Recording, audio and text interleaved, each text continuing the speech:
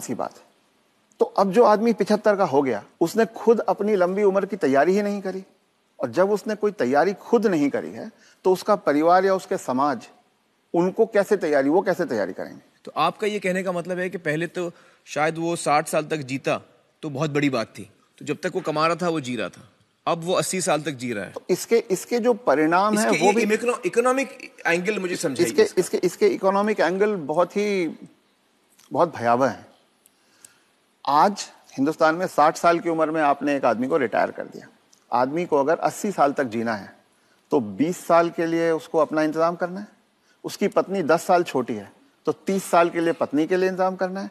औरतें आमतौर पे 5 से 7 साल ज्यादा जीती हैं, तो 35 साल के लिए उसे अपनी पत्नी के लिए फाइनेंशियल इंतजाम करना है और 20 साल के लिए खुद के लिए इंतजाम करना है। आज के इन्फ्लेशन में, आज की महंगाई में कितना भी पैसा आप एक जगह रख दीजिए, क्या वो 35 साल तक खींच सकता है? ये प्रैक्टिकल नहीं है। और जैसे जैसे उम्र बढ़ती जाती है उनके बच्चों की उम्र भी बढ़ रही है जी। जो आज 70-75 का होगा, बच्चे भी तो 50-55 के हो रहे होंगे।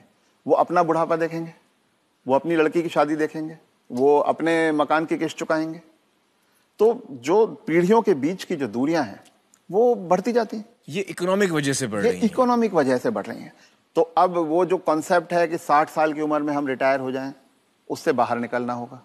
जब तक शरीर साथ देता है काम करते रहना है और 2 पैसे कमाते रहना है जी। कुछ करके किसी तरह से अपनी आर्थिक स्वतंत्रता को कायम रखना चाहिए, जितने ज्यादा से ज्यादा समय तक हम रख सकते हैं। अपने आप को वोकल रखना भी बहुत ज्यादा जरूरी है। अगर मेरी परवाह मेरे परिवार वाले नहीं कर रहे हैं और अगर अड़ोसी पड़ोसी इस बात को जान जाएं तो कोई भी बुजुर्ग कभी भी किसी परेशानी का सामना नहीं करता, क्योंकि तो चुप ना रहें। रथ साहब ये कह रहे हैं कि चुप ना रहें। अगर आपके बच्चे आपके साथ व्यवहार ठीक नहीं कर रहे हैं, सबको बताएं। तो आप सबको बताएं जी। रथ साहब, बहुत सारे जो बुजुर्ग हैं हमारे समाज में, उन पे प्रेशर आता है बच्चों की तरफ से कि आपकी जो जायदाद है या जो घर है या जो प्रॉपर्टी है, जो कुछ भी आपके पास है, वो आप हमारे नाम कर दें। इस पे आप कुछ टिप्पणी देना चाहेंगे?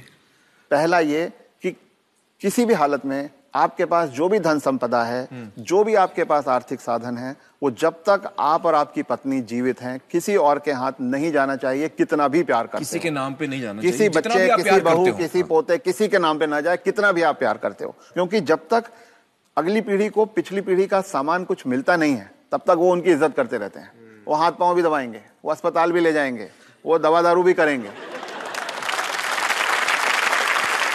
और वो ही माँ बाप सबसे ज्यादा सफर करते हैं जो अपने प्यार के कारण उमड़ते चले जाते हैं।